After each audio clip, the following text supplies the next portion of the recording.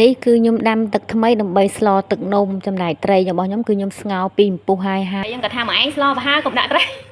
ស្លទឹកនំហ៎ស្លទឹកនំហ៎គាត់ថាមកឯងស្លកុំដាក់ត្រីដាក់ត្រីមិនគេហៅស្លប្រហើរបើឲ្យនំខ្ញុំមានតែសក់ហើយនឹងស្វ័យក្តោបឥឡូវទៅបេះម្ទេសអាចសាត់នៅខាងមុខទៅដើម្បីយកម្ហូបជាមួយនំបញ្ចុះទេ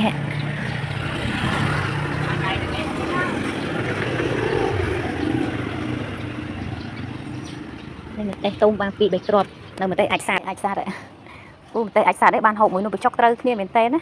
ហើយបើបានឆាប្រហុកអូកាន់តែឆ្ងាញ់នេះ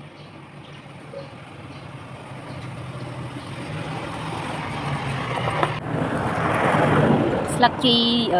ដំឡូងឬក៏ជីស្គាល់ត្រីបងប្អូនហើយស្តៀងជាមួយនឹងស្លឹកកសាំងទៀបនេះកសាំងទៀបនេះគឺល្អអ្នកមួយថ្ងៃ2ថ្ងៃទៀតគឺថាកាត់បានឆាមកពេលទៀតនេះអត់បានដាំទេគឺដុសខ្លួនឯងទេឥឡូវមកបេះជីដំឡូងទៅធ្វើលបោយនំស្តៀងគ្នា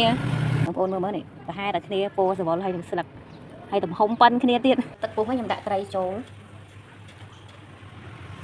ដាក់អំបិលហើយនឹងប៊ីចេង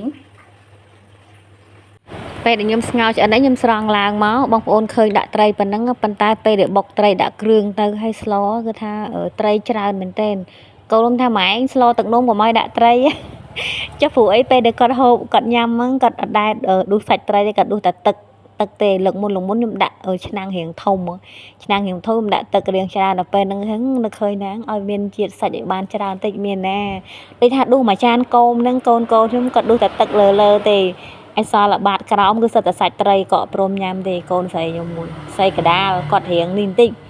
ប៉ិនបើត្រីបំពងត្រីអីអូត្រី1គីឡូក៏គាត់ញ៉ាំអស់ដែរ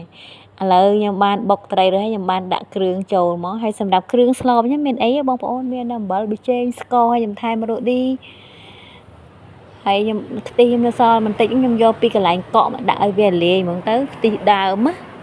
ដល់ពេលយើងដាក់នៅកន្លែងត្រជាក់ធម្មតាបើស្អីយើងទុកតែ2 3ថ្ងៃវាជូរតែបើយើងដាក់កន្លែងកក់អត់អីទេហើយខ្ញុំដាក់ខ្ទិះដូងឲ្យវាលាយមកហើយបន្តបន្សំមានអំបិលប៊ីចេងស្កររ៉ូឌីហើយស្ករខ្ញុំមកដាក់ច្រើនហ្នឹងបងប្អូនខ្ញុំដាក់មកល្មមដាក់បន្តិចទេព្រោះអីអត់ចង់បានរសជាតិផ្អែមទេហើយសម្រាប់នំខ្ញុំអត់ចូលចិត្តរសជាតិផ្អែមទេបើខ្ញុំទៅទិញនំគេក៏ដោយបងប្អូនក៏ខ្ញុំអត់យកទឹកផ្អែមខ្ញុំអត់ចេះហូបទឹកផ្អែមបងប្អូនមកដាក់ទឹកផ្អែមដូចស្ករដូចផ្អែមខ្ញុំដែរខ្ញុំមិនដែរហូបទេរឿងទឹកផ្អែមឥឡូវស្លខ្ញុំគឺបានតែឆ្អិនហើយកូនប្រុសទេចាំទេញ៉ាំខ្ញុំបងប្អូនហើយមុនវងថាតែមានសក់ទេនឹកឃើញមានស្ពៃក្តោបហើយមានការ៉ុតទៀតហើយបេះជីនៅខាងមុខបន្តិចមកគឺប៉ុណ្ណឹងរួចមកអូនទៅមកពិសាននំបញ្ចុកខ្ញុំទាំងអស់គ្នាណានេះនំបញ្ចុកទឹកសម្លខ្មែរកូនខ្ញុំមិនដឹងមិនទេបងប្អូនហើយថាទឹកនំបញ្ចុកហ្នឹងក៏ព្រមដួសសាច់ត្រីញ៉ាំទេគាត់ញ៉ាំតែទឹកសុទ្ធញ៉ាំតែទឹកដែលថាអត់ដួសឲ្យដោយត្រីហើយបើថានំបញ្ចុកអីសិតតែម្នាក់6 7ច្បាយហើយក៏អត់សូវញ៉ាំល្បោយទេមានខ្ញុំទេ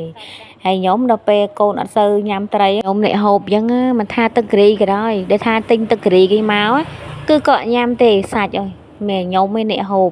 ខ្លះណាអីខ្ញុំពេលទិញទឹកគ្រីគេមកអញ្ចឹងគឺខ្ញុំឲ្យគេដាក់គ្រឿងក្នុងដូចជាកោះមាន់ឬក៏កញ្ញាមន់អីចឹងណាបើសាច់ខ្ញុំមិនឲ្យគេដាក់ទេបើសិនជាដាក់ហ្នឹងតើមានអ្នកនៅហូបបើសិនជាគ្រួសារខ្ញុំគាត់នៅគាត់ចេះឲ្យអ្នកលក់គេដាក់សាច់ឲ្យបើសម្រាប់ខ្ញុំគឺចូលចិត្តគ្រឿងក្នុងឬក៏កាជើងមាន់អញ្ចឹងណាហើយទឹកសាឡនំបញ្ចុករបស់ខ្ញុំមួយឆ្ងាញ់ណាស់បងប្អូនហើយកូនគាត់ញ៉ាំបានច្រើនមែនតើហើយញ៉ាំម្នាក់សិតតែ6 7ច្បាយហើយខ្ញុំបានបន្លែយោងទេបើសិនជាអត់មានបន្លែចូលនំបញ្ចុកជាងកន្លះគីឡូអីមែនគុណច្រើនបងប្អូនជូនពរបងប្អូនមានសុខភាពល្អសំណាងល្អគ្រប់គ្នាជម្រាបលា